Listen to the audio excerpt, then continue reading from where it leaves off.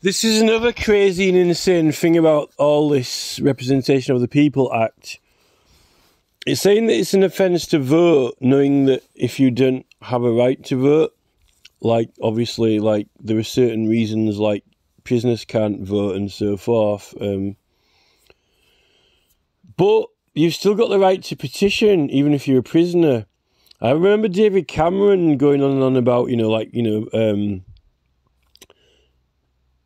I heard David Cameron talking about, people in prison not going to get a vote, but it's saying that people didn't have a vote back in 1980 something, so I don't know what David Cameron was talking about when he was the Prime Minister about.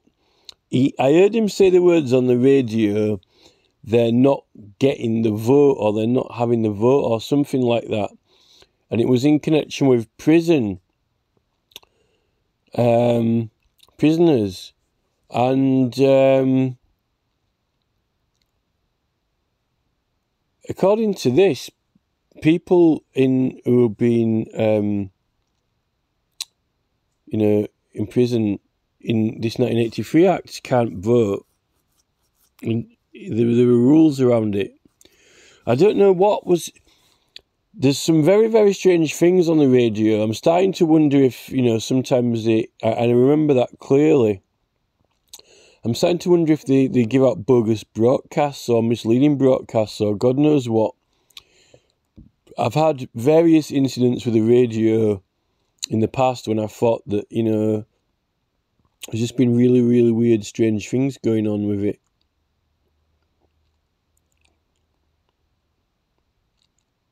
Because I think that they sometimes put stuff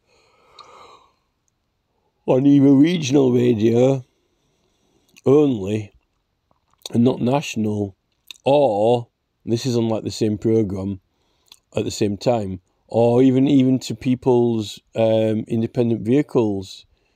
Sometimes I've listened back to the radio and there've been sections omitted from it as well. But you've always got the right to petition, and you can actually petition for pardons, and there's I remember not Sir Walter Raleigh, could have been, no, I don't think it was Sir Walter Raleigh. One of the other knights, it was in the Tower of London, and he petitioned for release, but you can't appeal in any way in an order that has been made from Parliament. So I don't know if that goes for the Supreme Court as well, but the Supreme Court's not actually in Parliament.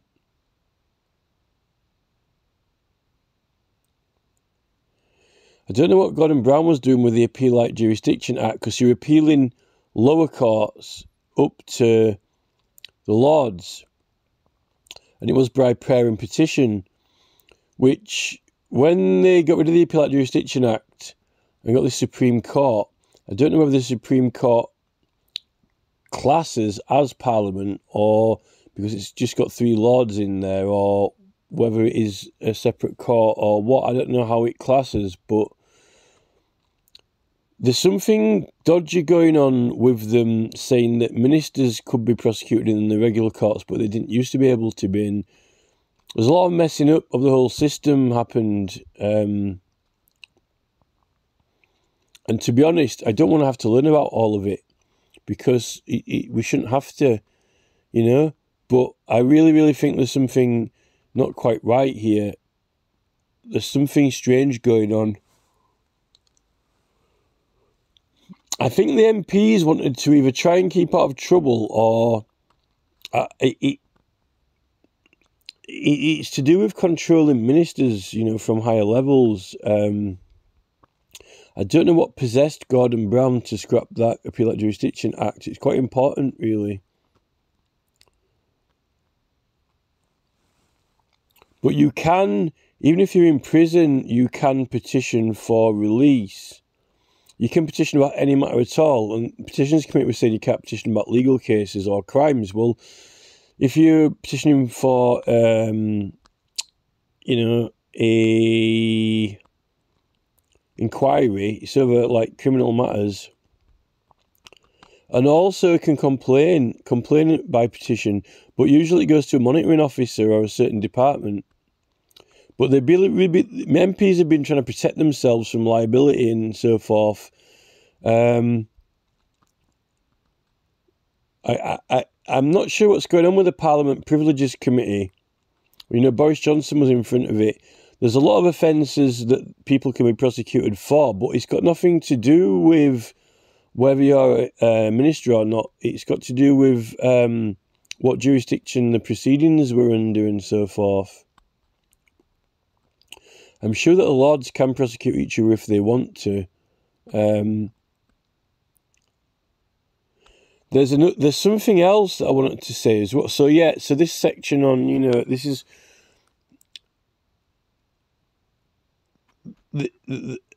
I had another insight, or kind of like not enlightenment, but another insight earlier on today. Some people don't see the legal system of England. Maybe Verbs should be interested in this, because, you know, I often talk about, you know, the religious side of it, and, you know, the Archbishop of Canterbury and so forth. Well, so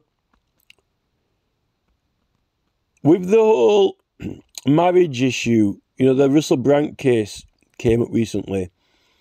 And then, you know, the whole marriage vows, and, you know, you got the right to, you consent, your partner consents, you know, for, you know, the right to hold them, or you know, and so forth, to having to hold and things like that. The way you see the whole civil, you know, the whole civil case, you know, and family courts, it's kind of strange, because, you know, the whole getting married, it makes the couple into a legal entity. If you hear the marriage vows and listen to the marriage vows, it's actually legally binding, and it's done by a priest. And the thing is, under the Christian faith, well, first in the law, in the legal part of it, in the law part of it, so if you listen carefully and understand all the marriage vows properly, you shouldn't be prosecuting your partner, really, for certain things, like touching them, or, you know, certain sex offences and so forth, because you're meant to enter into an agreement to, you know, give each other unto yourselves. I know you're supposed to respect each other, but it says that you do consent. You know, that's the whole point in why did you get married, right? And all that legal entity forming when you become married, you know, all your things are their things, because when you get divorced, then you have to go to court and, you know, separate all your items and things. So you can't really steal anything from each other, I don't think, legally, with this entity thing. But the thing is, also, why would you consent to that? Why would you consent in marriage to, you know, not prosecute or charge each other, and to allow each other to touch each other whenever you wanted to, freely? That's the word, freely, right? Well, if you understand the Christian faith and religion, which is the religion of the nation and the country, and obviously the Primate of all England is the Archbishop, and you know, that is the national religion of the country. But, you know, this person is meant to have the highest ranking person within the royal family and the House of Lords, and the whole religion of the country. You see, the law, what is the law? Well, you might as well say, what is the religion? What has the religion got to do with anything? Well, what has the law got to do with anything? Well, the religion has got to do with the law, because the law operates through religion. I mean, a lot of these processes in petition go with a prayer, right? And so forth. So the way I understand it now that I've actually thought about it properly is that, so because you're Christian, and, if, this is a big if you are a Christian, in your religion, which is the religion of the government of the country and the archbishop, right, which of the king's head of the church, the king of the country, and if you follow that religion, and in that religion you forgive, and you, you know, you as a Christian, you forgive people, then if you are a Christian and you forgive people, and that's your religion, then you aren't really going to be prosecuting people. Even if they broke the law, you're likely going to forgive them. Maybe. Right? Now, the thing, then you'd say, well, what happened? Why would you have the law? What's the point? You know, if you're not going to prosecute people. Well, the thing is, like, you're assuming that you're a good Christian and that you wouldn't break the law, right? Assuming that you were a good Christian and assuming that you were a law-abiding Christian who's good and you weren't a criminal, then you wouldn't have any concern for, you know, yourself breaking the law. You look after, you watch yourself, right? You police yourself. So, but if you see anyone else breaking the law, you know, as a good Christian, then you might forgive them or you might report them to the police. But, you know, it's for the police who report crimes. Now, the thing is, right, not all people are Christians, and not all people follow the religion, and there are other religions, and not all people always behave, but when you do misbehave, you ask for forgiveness. Well, you used to have all these church courts and so forth as well, and other courts like the 100 courts and so forth. So you're really seeking forgiveness from the priest, you know, but you get these, you know, punishments and so forth. But if you can sort of imagine, so if you, like, you know, if you're not married to someone, right, you know, if you're not married to them, you don't have a, you know, you've got your own belongings and house and so forth, and you know, but once you, like, you know, decide to get married or so forth, then you go to, like, a priest and you get married, and then it legally makes you an entity. You know, you've already consented to the entity kind of doing kind of what it wants through the marriage vows, so you won't prosecute yourself, you won't prosecute your entity. So when it comes to the sex offences, you know, under the religion of the country, and, you know, because in that religion you forgive, you would why would you marry your partner being a good Christian in the Christian faith if you weren't going to forgive them, right? So why the fuck would you report them to the police and prosecute them? And, you know, you could say that, you know, are you obliged, you know, there are some certain things when the police say, you know, it's an offence not to report an offence or whatsoever, or an offence to give a false statement or whatever. I said, you know, if you see an offence, do you have to, you know, you can ring the police, but the police are also looking for crimes and so forth. I don't know whether this current legal model goes on the basis that not everyone is a Christian or has to be a Christian. That's the whole point why you have preachers in the town asking people to be Christians. I'm guessing you wouldn't have, like, you know, town preachers and criers from, you know, various different faiths, although they're competing. You know, you know, you've got Catholics, you've got the Pope, you know, Catholics in England competing to convert people to Church of England or to the Catholic faith. You know, your king is the Pope, you know, or convert people. So yeah, it assumes that not every person in the country is a Christian, you know. Now, so on that basis of this legally binding entity, when you get married, and let's say that you know, or both of that religion confirmed, you don't, you know, you forgive, you wouldn't report it, you wouldn't report on each other, you know. Now, you know, another, you know, if Joe and John are walking down the street and they've got a dispute over some money, right? Civil case, right? Not criminal, civil case, right? Let's assume, you know, you know, the civil issues in court is over questions of ownership and land rights and so forth, you know, to settle them if you disagree over it, you know, or you know, misunderstandings or claims and so forth, you know, that would explain that you're separate entities, you know, but obviously if you're the same family or whatever, then you don't have civil claims usually. Now, what I've thought after I thought that is that, you know, what about this whole, you know, petitioning the government and so forth and jurisdiction and free from prosecution?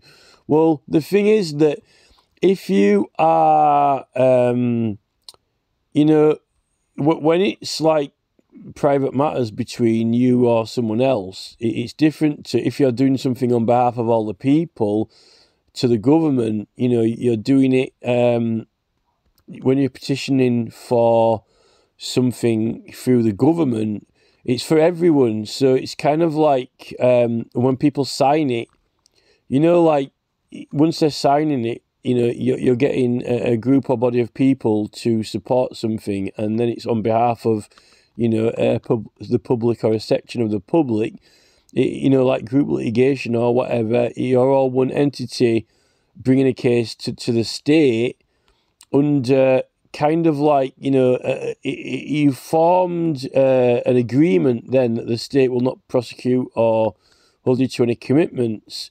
When you enter those proceedings, engaged in those proceedings, it's kind of almost like, you know, once you get married to your partner, you know, and, you know, you become a couple, an entity with possessions and things like that, and you're not really supposed to claim against each other for ownership that you do when you get divorced. You know, when you get divorced, who takes what? Or if you get separated, you know. So I'm kind of still the right to petition a little bit kind of like that in a way. I know that there are cases, people do, you know, prosecute each other, but there is some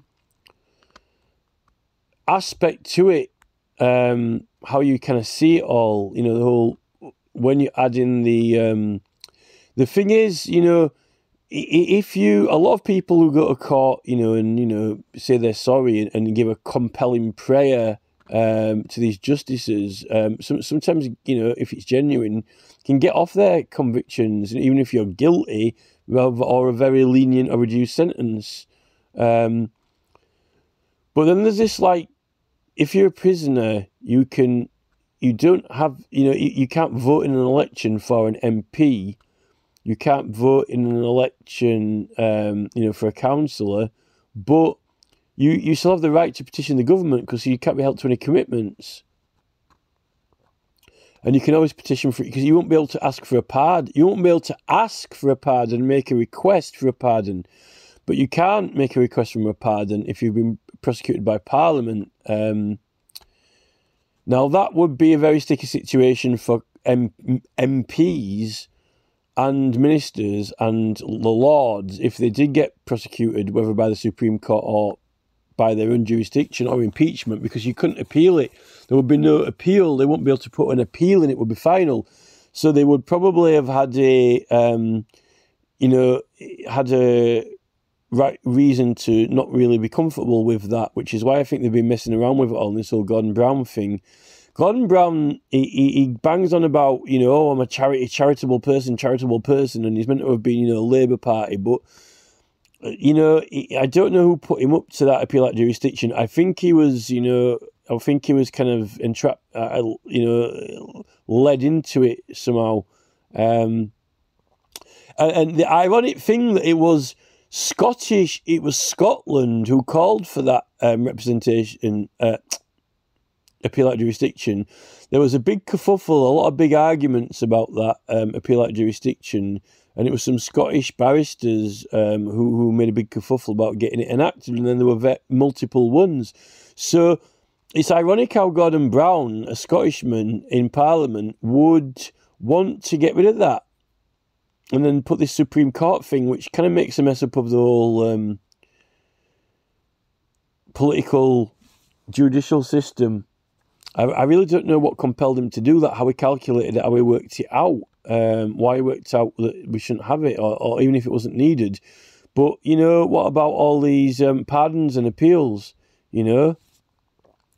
I really think these MPs are against us. I think it might have had something to do with the actual... The emergence of the e-petitions. I think it was that Labour government, or it was Tony Blair's government or Gordon Brown's, that invented the online petition system. You know, when in 2010-ish, around then, this is when they birthed the whole online petitions. Like, this is when they concocted it. I think this is before you had to have 100,000 signatures, when you could have had less, and you could like email people and get email lists and so forth. I think they panicked about something to do with the Appeal Act Jurisdiction Act, because you can petition about, you know, legal cases, or even appeals. You know, people wanted to appeal, you know, get people to petition for appeal of convictions. Even though I don't think that the jury could decide maybe that you had to get the, you know, Lords to, but I don't know if they wanted people to, but really you should have had the right to do that. So that's one of the reasons, you know, the emergence of the whole online e-petitions thing, and I think that's before they dumbed it down. I'd like to see, I wouldn't actually mind seeing what it used to be like when they first built it. I might get Freedom of Information for them to show me what the petitions site was like in 2010, and how much evidence you could attach to it, and how many letters and words you could put. So that's interesting.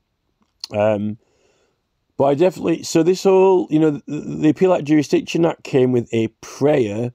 So there you got the religion, you know, in that part of it. And obviously you're appealing a conviction by petition. Right? So, I mean, you'd have thought that had a proper website for that, you know, but obviously, you know, all the criminals would be appealing.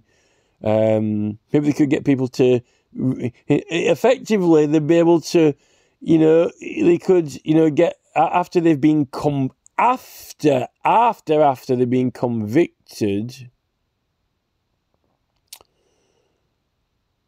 of an offence, and you go to prison, effectively they could set up an online petition site, and then release all their evidence to the public and get them to look at it and see if the public kind of think, oh, no, actually, maybe he didn't do it, and then get loads of people to sign it to say that they want the Lords to, you know, pardon it, or because really that's what it is, a pardon. It really is an appeal, because, you know, you want in, you know, I don't think there's much difference in the word appeal or pardon. If you can't appeal a conviction by the House of Lords, then you can't have it pardoned. So, because pardon, you ask for a pardon to that jurisdiction, or sorry, which is, you know, appeal by petition. I'm sure it's the same thing. I'm sure the Appeal Act Jurisdiction petition for appeal is effectively asking for a pardon, you know.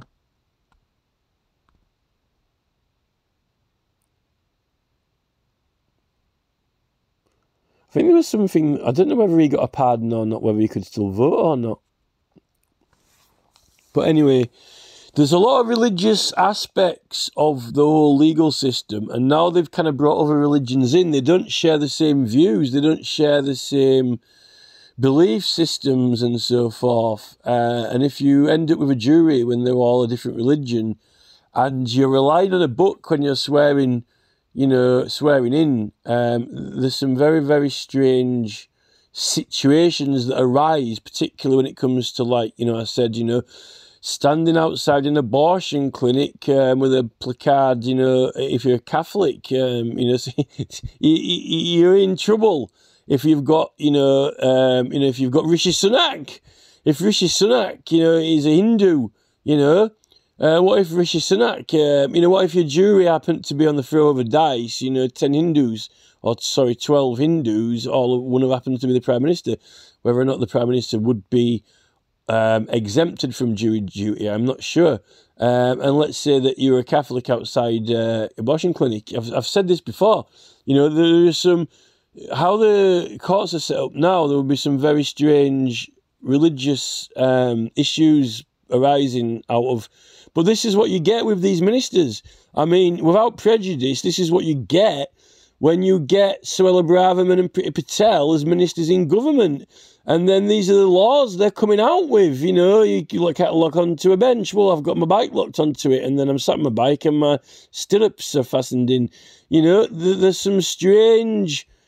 This is what happens when you get a lot of immigration and we welcome them in and we are open with open arms, but they don't quite see the world the same as us.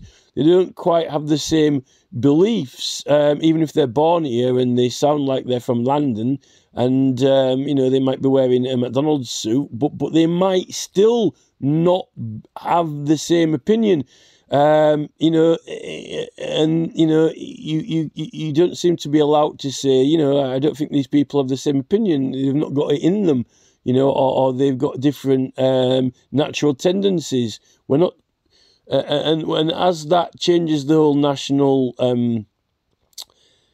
mindset over years, you've got cultural shifts going on. And this is why people like Verbs are kicking off, because the national identity is being changed and apparently it's taboo to challenge it. And then, you know, you're not allowed to have a say in it, really. It's kind of like you've got to accept it because, you know, to challenge it is what you call, you know, well, you get some people like, you know, Lawrence Fox and maybe Neil Oliver or people like that, not necessarily hating what's happening, but just concerned that, you know, the whole law of what, you know, a national identity believes in or sees, it tends to be shifting or changing, you know. And then you've got all what's kicking off in Ireland, and then people aren't happy about it, and then the Irish government are saying that, you know, that they shouldn't encourage opposition to it online, you know, or on the internet, and they should be investigated, you know. It's almost like you can't oppose, you know, there's no defence to national change. But, you know, I'm not suggesting, you know, what the answer is or what the national consensus should or should not be. But, you know, at the end of the day, it's kind of like there isn't anything there. You know, the current government kind of like don't want to say that there's anything there to protect. It's like the issue with the you know, the whole the Celt, like the Welsh language, for example. You know, it would be almost like, you know,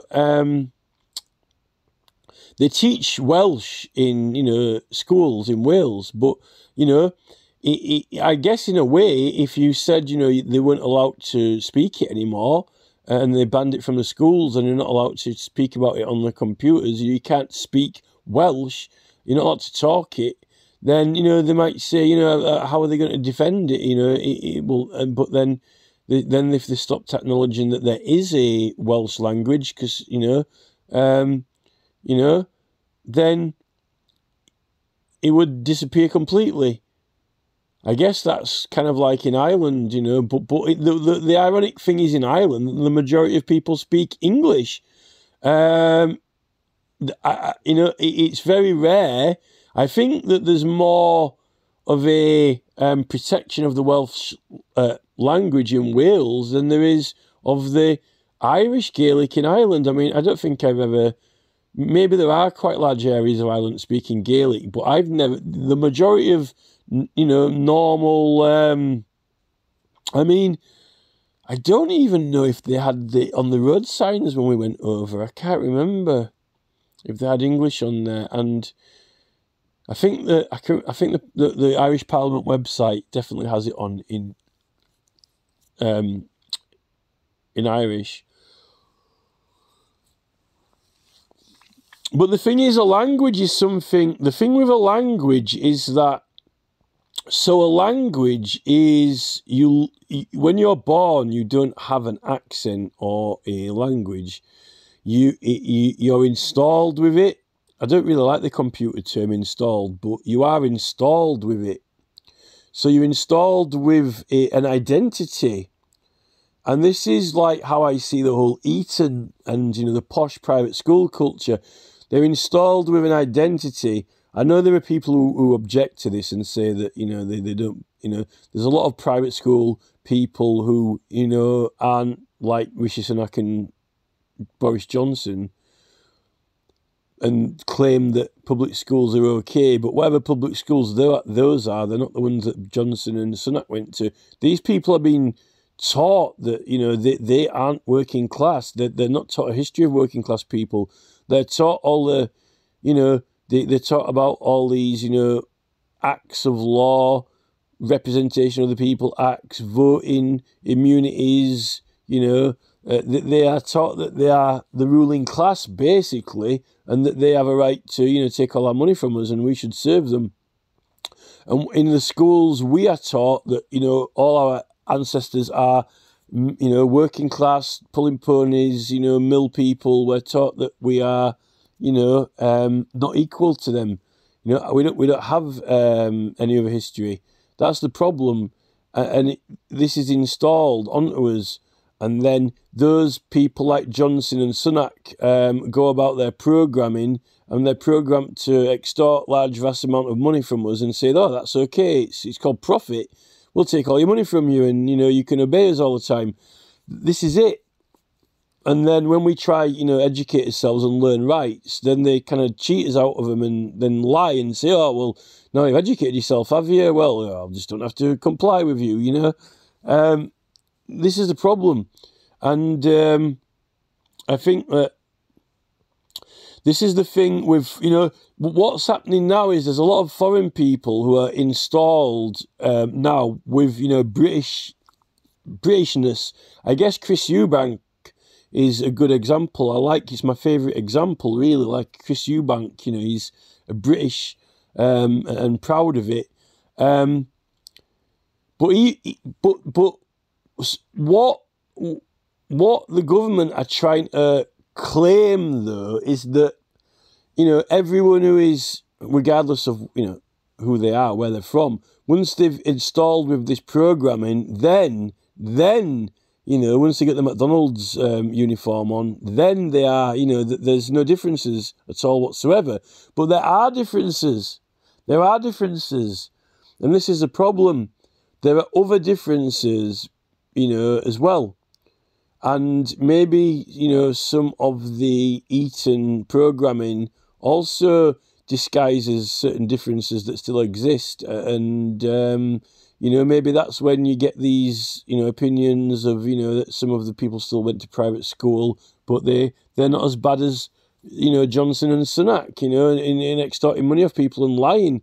Fraudulent people, you know, or Mog, you know, newspaper barons driving around in chauffeured cars and having nannies and so forth. So, you know, I think that, you know, it would be interesting, let's put it this way, it would be, if we didn't have the Rees-Mogg, you know, if we didn't have the chauffeur-driven Mogg, if we didn't have the Johnson, if we didn't have the Sunak Winchester School, if we all went to the same schools and if we were all educated the same in history and so forth, and, you know, then it would be interesting to see if there were any differences in opinions on how the country should be run and what the laws are. But for certain, you know, they're actually saying that, you know, these school teachers are saying that, you know, people's education is going down. Even the teachers' education is going down. And they drive talk about X Factor in these TV programs, which are, you know, making people less critical or less debatable about critical thinking about subjects.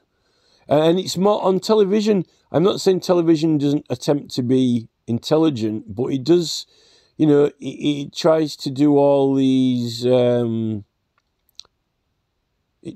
television attempts to be clever at being entertaining and funny, but that's not being critical, because the thing is, you can't debate with the television. You can't, you know, the television, basically, the writers write a script and you just sit there and listen to it. You can't really critique them or say, actually, I don't really like that part, or I don't agree with that. You kind of sit there and soak it up, and then when they've got all this clapping and applauding, you think that everyone likes it, and then, therefore, that is, agreeable, so to say. And that's the problem with these game shows, I think, and all the entertainment, that they show the country this, they present them with, a studio of 100 people who are clapping and applauding and praising them, and they think that everyone likes it, and they think that it's great, and no one has any problems, and they're hoping that everyone in the country behaves like that and starts copying them and liking the same things they like, and not everyone does. And a lot of the things that they're trying to get people to do aren't healthy, and aren't necessarily that good, and that's the problem with it all. It's like a sermon. It's the new church. Television is the new church, and it's not preaching Christianity. It's actually preaching quite different. It's preaching consumerism, entertainment. It's preaching Graham Norton pulling a lever on people, pushing the ban button, but we don't seem to be able to do that with the government. It'd be all right if you could, just eject these people from government when they're not performing. But it doesn't seem to be as easy. So yeah, jurisdiction of Parliament through petition, I think that it's a consensual agreement in law that's been set out, and when you're the word engaged, you're under a certain agreement, a legal terms and agreement, terms and conditions, and not any that can be overridden. You see what YouTube are doing is they've got these policies and so forth which aren't law, but what they're doing is they're wanting them to apply all the time, not when there are actually legally overriding objectives, which is the word, overriding objectives. And what Neil Mohan and Paul Groves don't understand is that there are overriding objectives that override the policy of YouTube, because after all, these overriding objectives even override certain laws, not only just policies. But then they've got that video out on, election interference.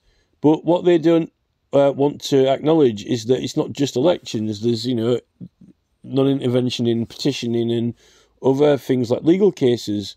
And they are actually breaking the law. Some of those offences are like imprisonable offences, actually, So I don't really know what Neil Mohan and Paul Groves are doing, messing around with that, with YouTube and Facebook and so forth. Because they're even facilitating people in groups blocking each other when some of those groups people aren't allowed to be blocked or omitted, not by the policy anyway. If they commit an offence, they can be prosecuted, but it's not actually for YouTube it's not for YouTube or any other member of the group to actually omit them from the conversation or the debates. This is what Mark Zuckerberg was talking about, things being debatable or not. But it's not a matter of that. It's a matter of the fact that if, you can't have a policy because the objectives of the meeting override, any policy. It's not for Zuckerberg or YouTube to decide, or Facebook. If it's like what Jimmy Dore was saying, if someone's broke the law, then you fund the police, at least for these matters. But for these matters, there is a certain legislation in place which protects and facilitates those things being there, and that's what YouTube aren't wanting to acknowledge. That there are laws and things which make things removable, but there are also laws which make things protected and enforced on there, or between groups, wherever those groups are engaged.